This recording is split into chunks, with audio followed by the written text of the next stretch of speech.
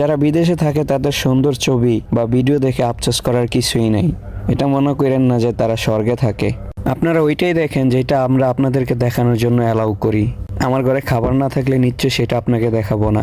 সারাদিন কাজ করার পর ক্ষুধা পেটে যখন বাসায় আসি, কোনো খাবার থাকে না, রান্না করার পর 2 ঘন্টা অপেক্ষা করতে হয় খাবারের জন্য।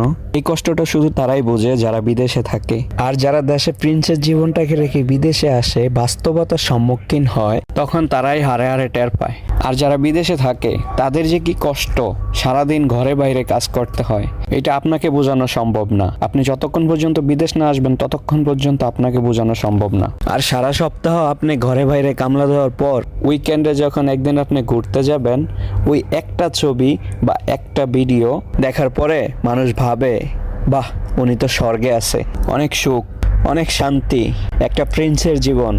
আসেন না ভাই, একবার আসেন বিদেশ, আসলেই বুঝবেন দুনিয়া তো সোজা না, বড় কঠিন।